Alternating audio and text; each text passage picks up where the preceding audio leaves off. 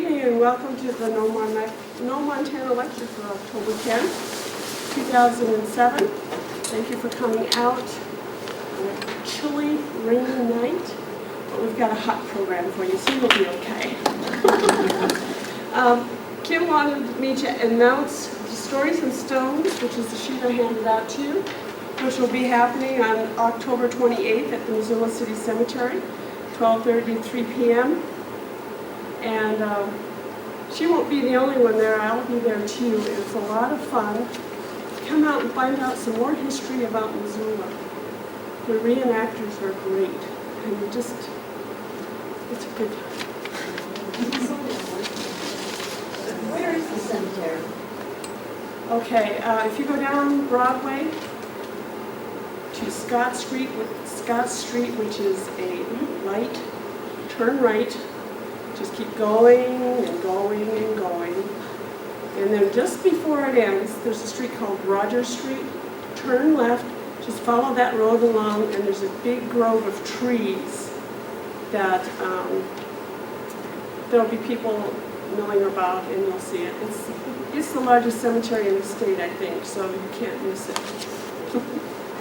Also, if you'd like to know about other No Montana lectures, let me know by signing the email list, and we'll send you an email when another lecture is ready to go.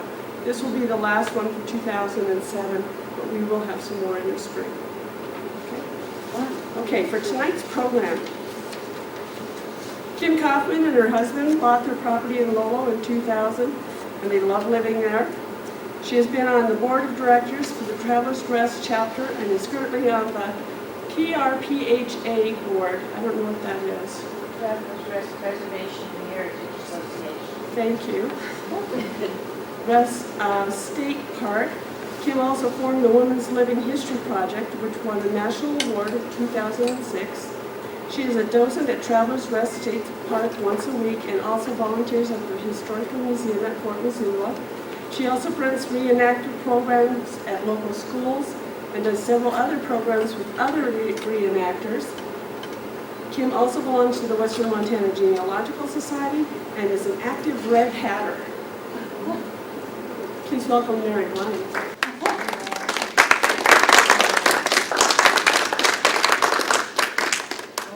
Now they know my age.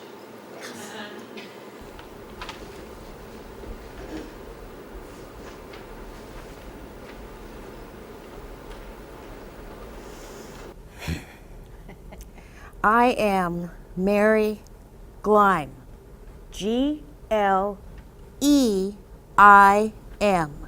The Missoulian got it wrong so many times.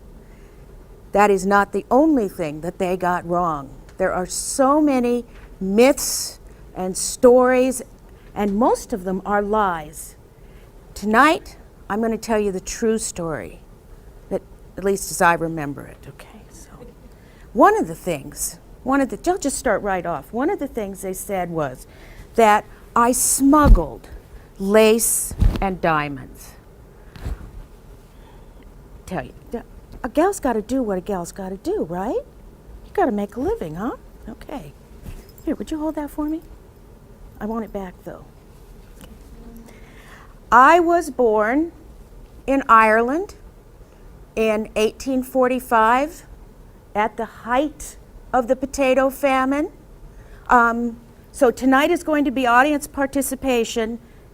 Get your mind out of the gutter, not in the way you think. So you're all going to go, oh, poor Mary. Oh, poor Mary. The height of the potato famine. So my family left Ireland and moved to England. And 10, 12, 13 years later, perhaps, I discovered that there was something I was really good at.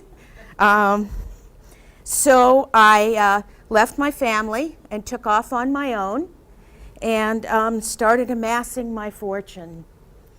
Well, in 1870, I met a young man who was on a tour of Europe, and his name was John Edgar Gleim. And John Edgar had just inherited $100,000 from his grandfather's estate. Well, I convinced John Edgar, with a little friendly persuasion, that if we got married, he would then give me the money, and I would give him money to drink and gamble, which is what he really liked to do, and I would increase the family fortune. Well, John Edgar agreed, I think. At any rate, he signed the wedding certificate, and we got married, and right away we came back to the United States. For a while, we spent a little time with his family in St. Louis. They weren't real happy with John Edgar's choice, and I really didn't care for them anyway. So then we moved to, we lived in California for a while. We lived in San Francisco. We spent some time in New York. Not a lot of time, because unfortunately there was this incident that happened with the police in New York, but I won't go into that now. At any rate, as you all know, the railroad really was what built the West. And I was lucky enough at that time to be part of the Western expansion. The railroad, of course, came out very soon, followed by the working women, saloon keepers, storekeepers, shopkeepers. Well, if you know anything about early towns, as I'm sure you do since you all live here in Montana, you know that they were built very quickly, and most of them were built out of wood when they got substantial enough to start building. Wooden buildings, wooden sidewalks. Well, the best customers of my establishments were the railroad workers to start with. And what they would do is they would come into town after payday, and in order to find them, just in case there was an emergency on the railroad or something like that, they started bringing their lanterns into town with them. And they would leave their lanterns on the sidewalk in front of the establishment that they were frequenting, whether it was a brothel or a saloon. Well, you can imagine that after a while, people began to realize that it probably wasn't a real good idea to leave a lit lantern on a wooden sidewalk. I mean, what would happen if you burnt down the building and you were in there with your pants down? Okay? Not a good idea. So, the saloon owners and the brothel owners started putting little hooks outside of their establishments so the lanterns could be hung. More audience participation, thus the red light districts. Exactly. Very good. I'm impressed with you guys. There is also a story, and it kind of has the same theme. I have heard recently that in the Bible, the woman who put out the light to signal Joshua to come and blow his horn and knock down the walls of Jericho, well, the light she put out was a red light. So it could go back that far. You're looking at me very surprised. I was a good Irish Catholic girl. I knew my Bible very well. I could speak 7 languages. 7 languages, read and write, speak them. I was very well educated. But like I said, there was one thing that I was very good at, and that was being a businesswoman. Well, we tried twice, John Edgar and I, to go to Canada and then go on up to Alaska. We had a gold rush going on up there. We thought that'd be pretty profitable. But they wouldn't let us across the border. That thing that has to do with New York again. Anyway, we'd come back and forth on the train quite a bit. And one day, I got off in Missoula, Montana. And I looked around and thought, this is a pretty nice little town. Railroad right here, logging going on, mining. think I could do some business here.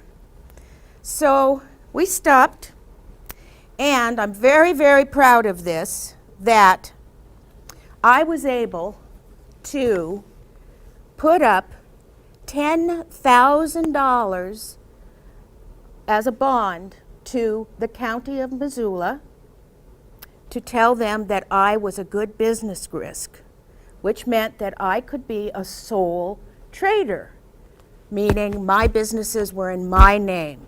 John Edgar thought that was fine because, like I said, he just liked to drink and gamble anyway. But I feel as if I really started something for women, because not that many women in those days owned their own businesses.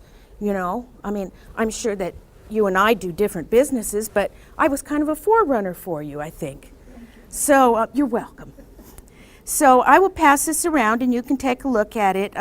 You might notice that it does say what my type of business in said Missoula County is, general merchandise. So I started general merchandising in Missoula. This is actually a picture of downtown Missoula, and you can come up and look at it after.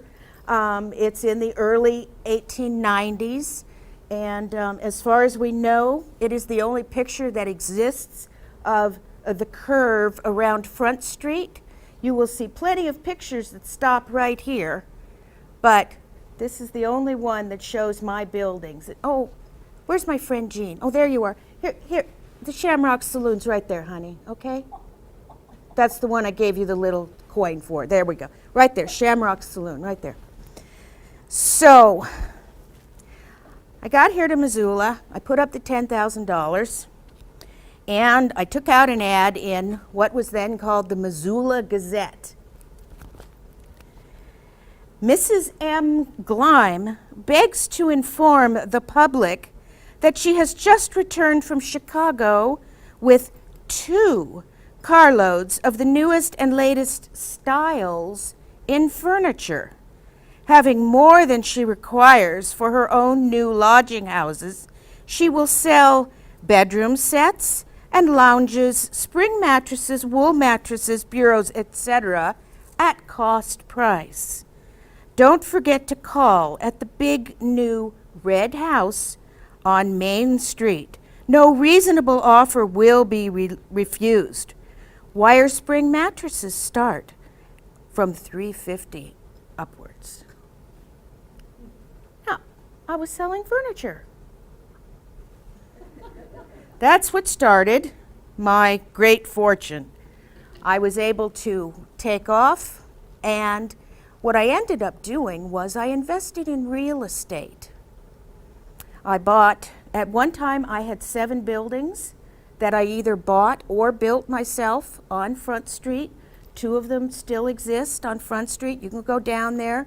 The board that's on there will tell you more lies about me, but after tonight, if you go down and look, you'll be able to tell anybody the truth. So we were off and running in Missoula. We loved it here. There was just a lot going on. And it was a fine, fine place to have a business, or 2 or 3. I was a businesswoman. I did manage the real estate. I did not test or use the spring mattresses myself. I was a little over that. At any rate, I did very well.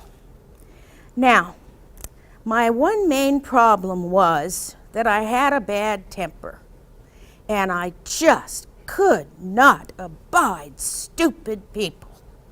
If I saw somebody coming down the sidewalk that looked like they were stupid, I'd just as soon push them off the sidewalk than talk to them. I just had a lot of trouble with stupid people, and there were some stupid people in Missoula at that time, so I was constantly getting taken into court.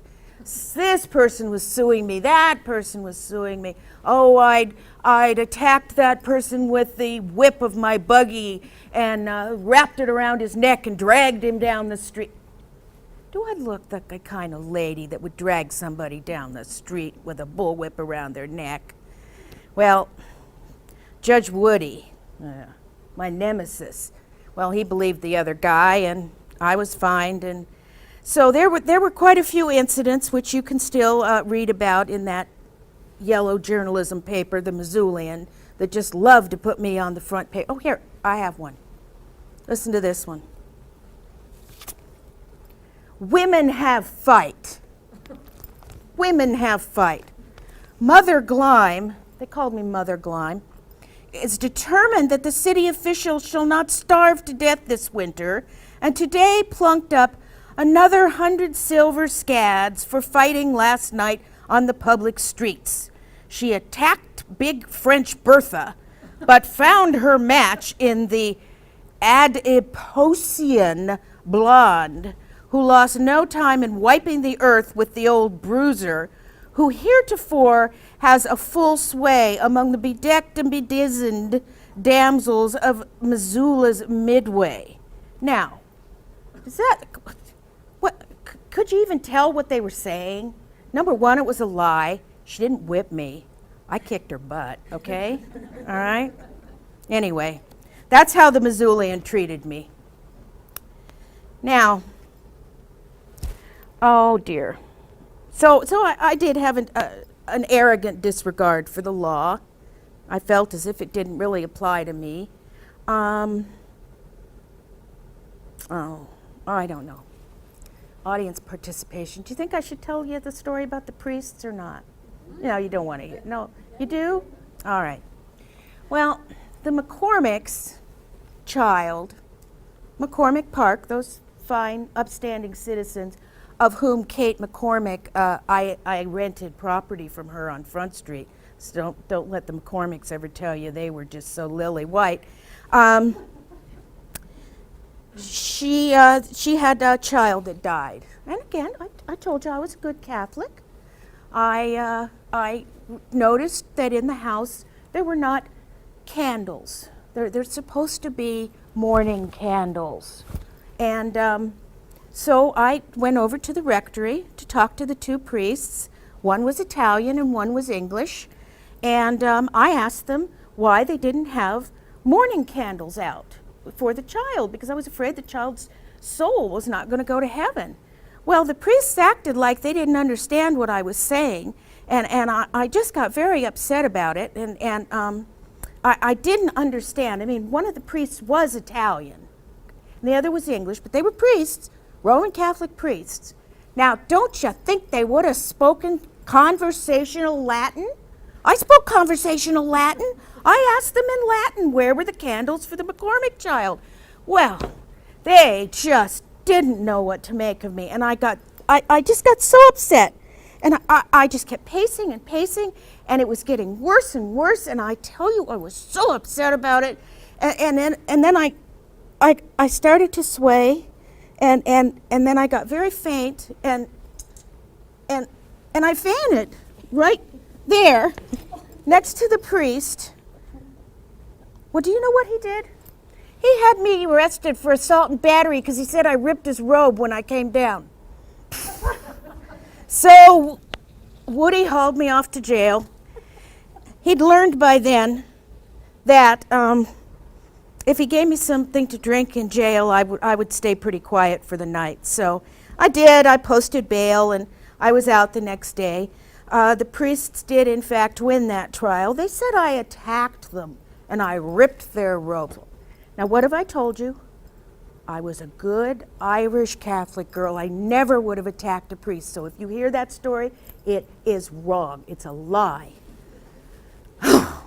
Still infuriates me. And I don't think that poor child ever got the candles. So, oh, did you notice my bracelet? Have you been looking at it? It's nice, isn't it? It's copper, pieces of copper. One of the Copper Kings gave it to me. But I don't kiss and tell, so I'm not going to tell you which one it was. But I will tell you, he had a mustache. And he didn't have a wife who lived down in the Bitterroot Valley. So, there I was, in and out of jail, but managed to keep my businesses going. There was another hesitate to call him a gentleman, another person of the male persuasion who owned some of the businesses on Front Street. The Missoulian, again, they will say he was my rival. Bobby Burns was not my rival. I was the best there was. I owned that street. Has anybody here ever heard of Bobby Burns? No. You heard of me? Yes. Okay. Good. I like this audience. You guys are good. So one night, I was in California, by the way. I owned some property in a nice little place called Santa Barbara. I was in California. Bobby Burns' house blew up. Just kaboom! Apparently, they said it was so loud that they thought that they had set off the artillery at the post out there. So of course, I didn't know anything about it because I wasn't here. Unfortunately, Bobby Burns was not in his house when it exploded, but it leveled the house. And he then decided that he was going to use the press. And now comes Charles Philip Burns, better known to the generality of mankind as plain Bobby Burns.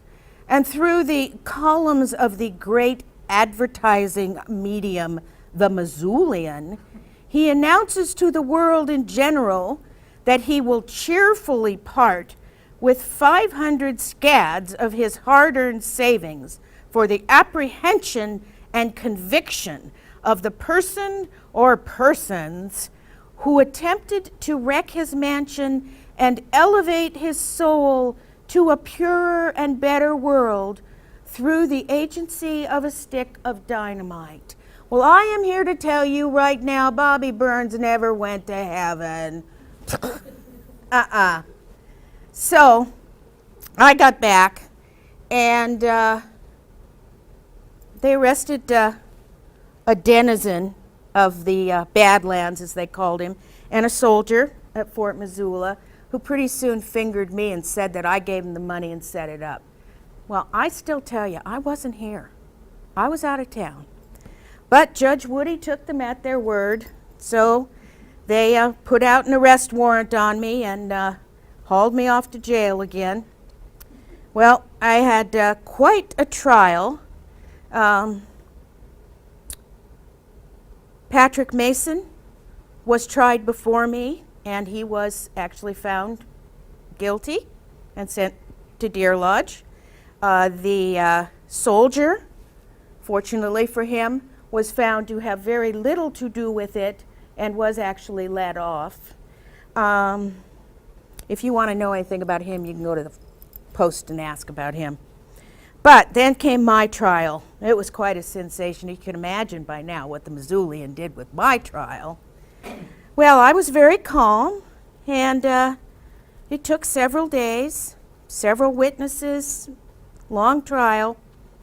Well, I was convicted of second-degree murder and sentenced to 14 years hard labor at the new territorial prison in Deer Lodge, Montana. Well, I went quietly because I knew that even though I transferred everything to John Edgar before I left, I still had plenty of resources at hand. And my money I got the best lawyers that I could hire from Helena, who immediately appealed my case. It ended up going to the Supreme Court in Montana, and it was overturned. I did end up spending 18 months at Deer Lodge, and I have to tell you, I assume that some of you, if not all of you, have at least been by the prison there. Well, it used to have a big wooden wall, very, very tall wooden wall that went all the way around the prison. And right after I got there, Warden Conway tore down that wall and put up that big stone monstrosity that's there. And I don't know where he thought little old me was going, but he didn't have to do all that work just for me. but it still exists today, so that'll show you. I guess I had a reputation, I'm not sure. But I got out and came back. My case was overturned, like I said, and they were going to have a new trial, but Bobby Burns, bless his heart, dropped dead of a heart attack on Higgins Street, and anybody else who might have testified against me skedaddled right out of town. So there was nobody to testify against me anymore. So Judge Woody had to drop it, and I walked.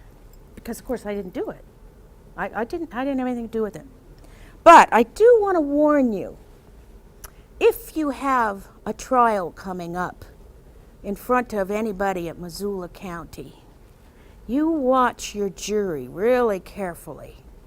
Because the reason my case was overturned was because one of the jurors was not a citizen. And when they swore him in for the jury, he said, "Oh, I'm not a United States citizen." So they passed some papers over to him, signed him up, swore him, and put him on the jury. Well, that's a little illegal. And two of the jurors themselves were convicted felons.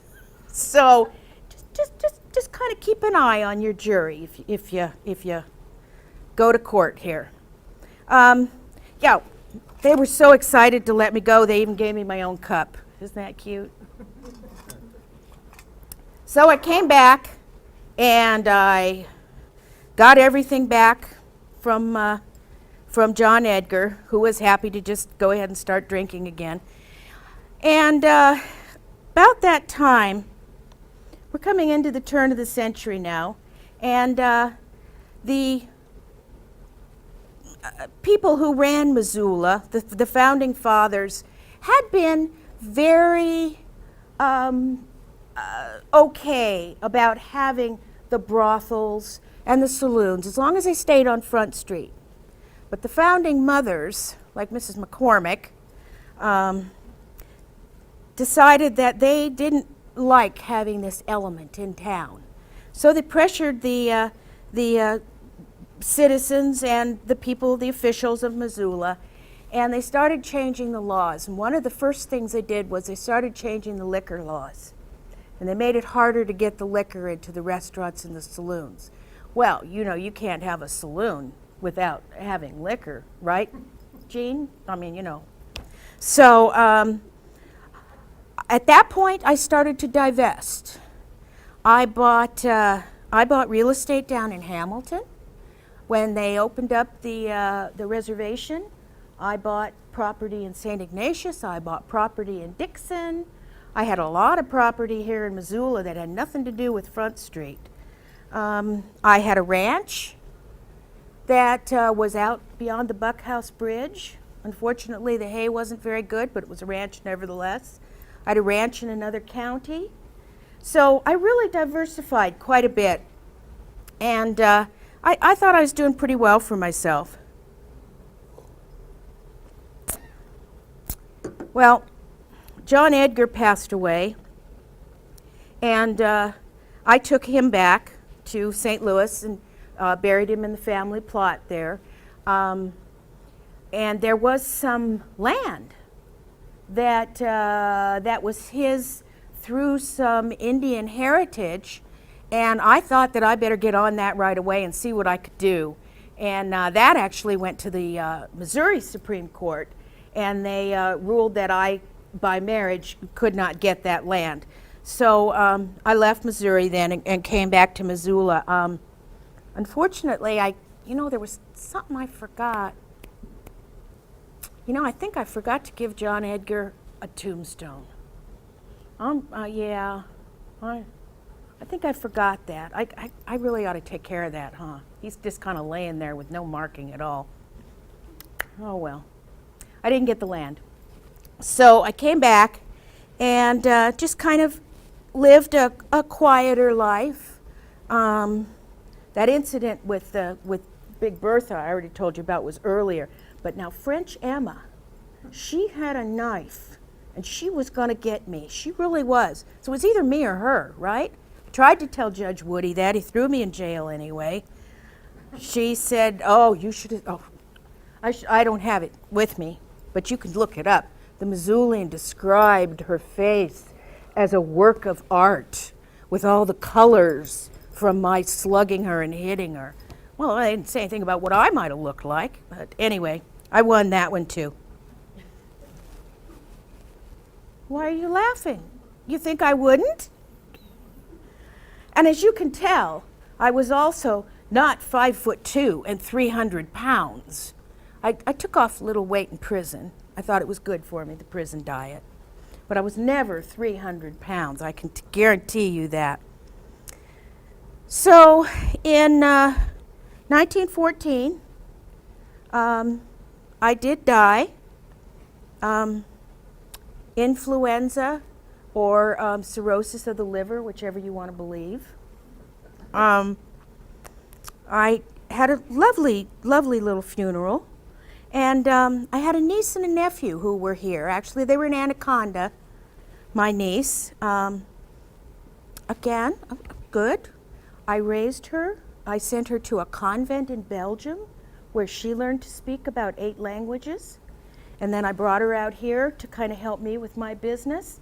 And you know what? The first man that winked at her, she ran off to Butte and got married and got pregnant and moved to Anaconda. And 14 kids later, I still wasn't talking to her.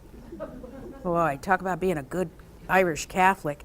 Anyway, she, although the language thing did help her because she helped the miners write letters home. So she did do some good, I guess, other than popping out children every year. And then I had a nephew by the name of Benny. Little Benny was, he was a little slow, so I went over to England in the early 1900s, and I got Benny and brought him back here to live with me. And the court awarded me guardianship because at that point, I wasn't going to let Benny live with my niece, Elizabeth, and her dissolute husband, John Randolph, who kept getting her pregnant all the time. So Benny came to live with me for a while, and then he went to Anaconda, where he worked in the mines. So Benny and Elizabeth inherited my estate. Now, this is yet another story you will hear. In 1914, after probate, I did not leave a will. My estate was probated. You don't think I was going to be stupid enough to write everything down where somebody could find it, since people were suing me all the time. A year later, my estate totaled out at $148,000 in 1914. Now, that would be a couple $1 million. So please give me a hand for being a good businesswoman. Thank you very much. So, Benny and Elizabeth gave me a lovely funeral. And if you've been out to the Missoula City Cemetery, you've seen my tombstone. And if you haven't, you'll have a chance later this month. And I'll pass these pictures around. My tombstone is one of the biggest in the cemetery. They actually spent, 1914 money, they spent $750 to buy my tombstone. It's really big, it's really wide, and it's really big this way. And it is one of the biggest in the cemetery. Now, the other myth about me is that in my will, I said that my tombstone should be set facing the railroad tracks so that my favorite customers, the railroaders, could wave at me as they go by. Now, it is true, the tombstone is sitting the opposite direction than everybody else in that section, practically everybody else in the whole cemetery. However, the true story is that it was just too damn big to set the proper way. It's just too big. So they had to set it sideways. However, if you're driving on Rogers Street and you happen to drive by and you see the name Gleim up there, Mary, go ahead and wave. It's okay. I'll be really glad for the business. Thank you.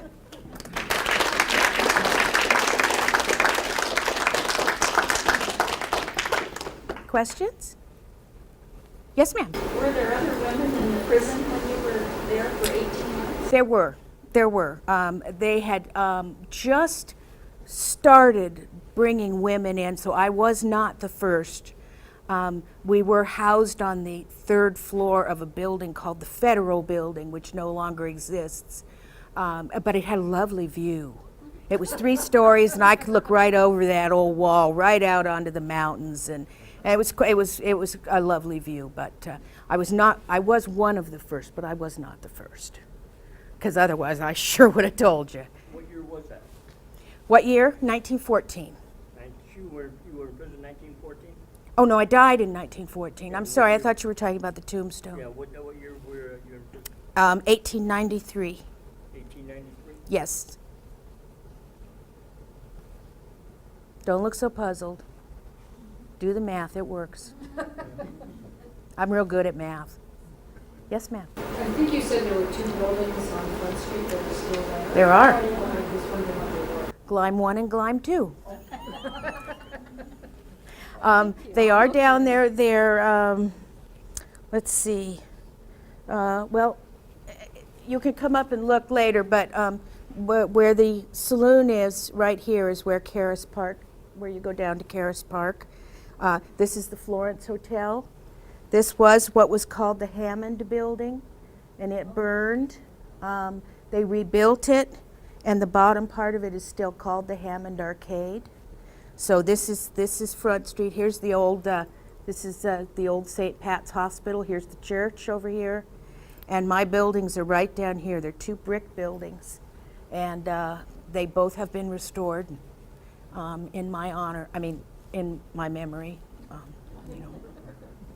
What are they presently called? Do you know? Gleim 1 and Gleim 2. Oh, they are. Oh yeah, yeah. There's businesses in there, but they don't have anything to do with what I used to do. And are they, okay, such as what sort of? There's an architect in there who actually did a lot of the remodeling and some other things. And they're always very happy to see me. Yes, ma'am. In your advertisement to sell that furniture at cost, how did that work out to be a profitable business for you?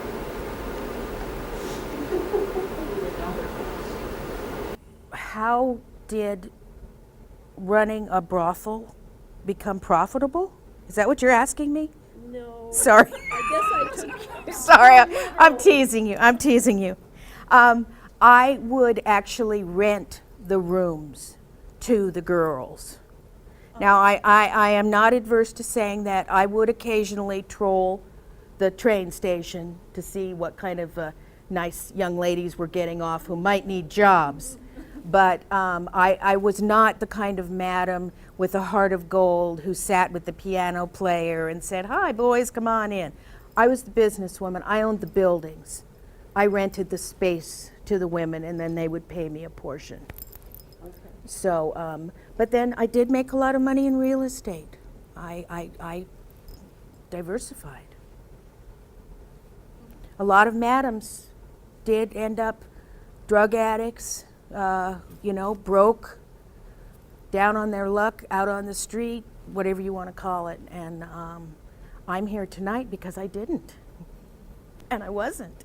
And I got the biggest damn tombstone in the cemetery, so there. Yes, sir. Oh, you're still thinking about that prison Did thing. you attend the opening of the Montana Hotel in Anaconda? No, I did not. I was busy. Because, you know, there were, according to the book I was reading, there were some madams from Duke and other places. Oh, yeah. Each town had their own madams. Actually, Chicago, Josie Hensley, I believe, was the big madam down there. You're talking about the bracelet too, and Marcus Daly, you know, being the one of the copper bearers. I told you I wouldn't kiss and tell.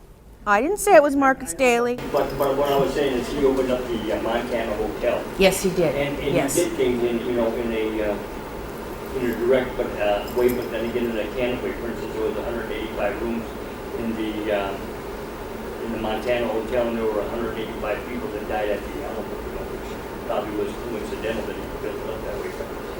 Maybe not. And I just wondered if you matriculated down to him. No, I didn't have anything to do with the Alamo. No, or the hotel, right? Or the hotel, I'm sorry. I'm just teasing you. Woody would have gotten you for that one, Mary. Yes, Woody would have got, yeah. What was her maiden name? Well, it depends on what you believe. It could have been Mary Gleason. However, the name on her wedding certificate, which I have, says Winifred Minnie Gleason. So I'm not sure if Winifred Minnie was an alias at the time, or if Mary was in fact an alias. I don't know that. I don't know that, and I should be taking off my hat because I'm talking as Kim right now. Sorry, I don't know. So either Minnie Winifred or Mary is an alias, but I do know that her mother's name was Mary. So Where was the Gleim residence in town? on Front Street. Right on Front Street. Oh yeah, she lived right on Front Street. Yeah, yeah, yeah. If you look at the Missoulian again in the obituary, they'll say that I died in a hovel. I did not die in a hovel. I was downsizing. I just didn't need those big buildings anymore. Yes, ma'am. Madams were in the area when you were, or were you the only one, or were there? Well, there wasn't anybody else that was important. I mean, were there other women that had brothels like you, or were there just? There probably was, but I was the most well-known for my time. I believe I actually probably was the most well-known for Missoula ever in the history of Missoula. Ever. Yes, there were other women who came in and out, but who were they? Are they at the library tonight talking? No. Did they have a big tombstone? No. I like you guys. Audience participation. Thank you. Any other questions? Yes, sir. Tell us about what happened in New York. Oh, no. I will tell you that during my trial, I was asked if my picture was in something called the New York City Police Rogues Gallery. And I did comment that if my picture was in the Rogues Gallery, it was a pretty damn good one, wasn't it? They moved on to another line of questioning. I also understand there's no known pictures of her. Not that we know of. That's correct. That's correct. So if anybody comes up with anything, let me know, okay? Yes, ma'am. You mentioned some of the people who work for the railroad and whatever. Mm-hmm. But I was wondering, proportionally, were there like a lot of businessmen perhaps that frequented you? That is such a wonderful question. Okay, I'm sorry. Her question was, other than the railroad workers, were there businessmen or other people who frequented my businesses? And I'm glad that you asked, because there's a delightful story. And again, if you come down to Stories and Stones at the cemetery, it depends on whether you would come to hear me first or Tommy Lou Warden first. Now, Tommy Lou, you're laughing, I'm assuming a lot of you know Tommy Lou. She tells the story of the Sterling family and the Warden family and the Dixons. Oh, all those high and mighty Mr. Dixon, senator, up there on the little hill in the cemetery with the pretty little tombstones. Pretty little tombstones.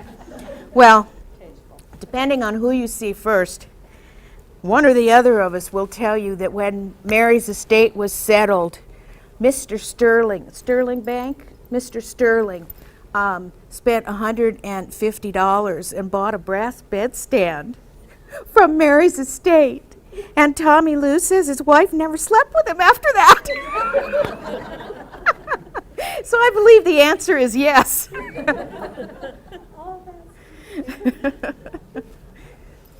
Yes?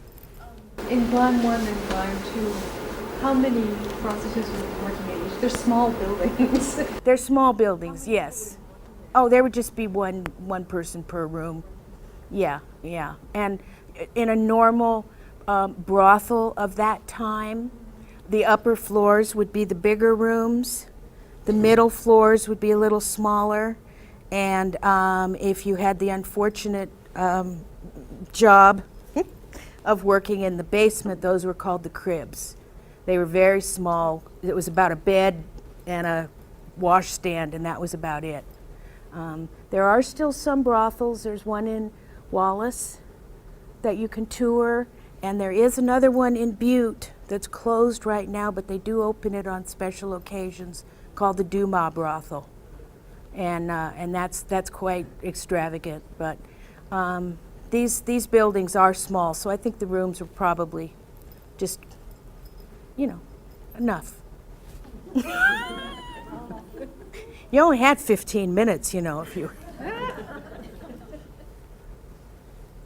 No other. Oh, yes, ma'am. What would be the highest number of rooms you had at one time?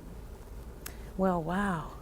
I actually can't honestly answer that question because a lot of my buildings, one of my buildings was a Chinese restaurant with rooms upstairs. One of my buildings had a bowling alley in it, in the basement. I rented to a bowling alley. So they were lots of saloons, of course. So it was kind of diverse. They weren't all brothels with rooms. Was there a subterranean Chinese district in that area at about that same time? Yes, there was. Yes. How did that intersect with your... Well, again, one of the myths and rumors is that I helped operate a Chinese underground railroad, and I smuggled in immigrant Chinese from Canada through. Well, now if I told you, then you'd say that I knew about it, wouldn't you? I have read that it came through Thompson Falls and came down. Well, the Yellowhead Highway was built by Chinese. In Canada. It's they call the Yellowhead. It goes The Yellowhead from, Highway. Jasper past Robson and west to St. George. Some of those, I did have a Chinese restaurant, and I did, I was fair. They wanted a room. They wanted space to have a restaurant. They I could do had that. they had an opium trade there. Did they? You think? Well, legend. So was it illegal for Chinese people to come into the United Yes. States? Yep, there were all kinds of immigration acts at that time. Yes. Yes? Have you ever tried to contact some of her descendants to see if there were any personal effects or pictures or anything? Well, I'm going to take this opportunity right now to look at the camera and say, they're talking about you, Gail. This one's for you. Yes. Yes, I do know at least one member of Mary's family fairly well. Yes. And she's getting. No, actually, she came to. How are we doing on tape? Are we okay? All right. She actually came to Missoula. Yeah. 5 years ago, 6 years ago, and she walked into the office at the cemetery, and she said she wanted to see the Gleim tombstone, that she was a relative, and I guess they just about they went pretty crazy because nobody knew there were any relatives, and she had been told she's actually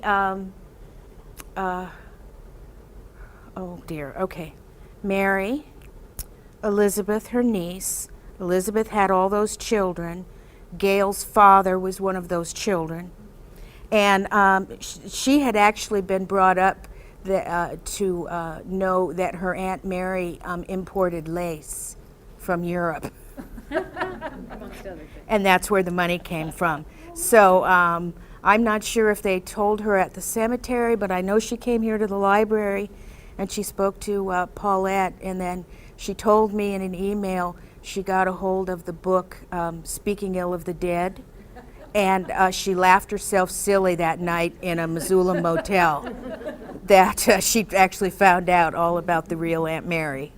So, and she's been waiting for a really good tape, so. Yes, sir. Gene, my buddy. Just out of curiosity, what was the average fee that the Johns paid in those days? It varied.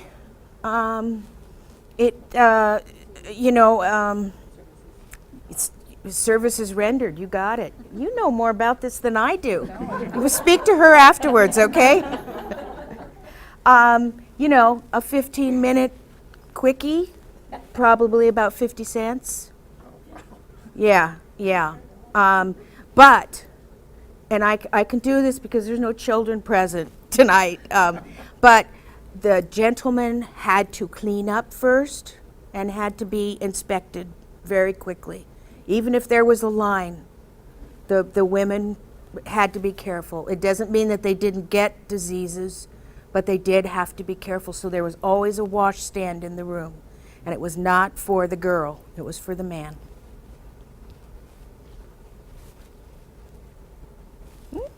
Okay, thank you very much. You've been a good audience. Thank you.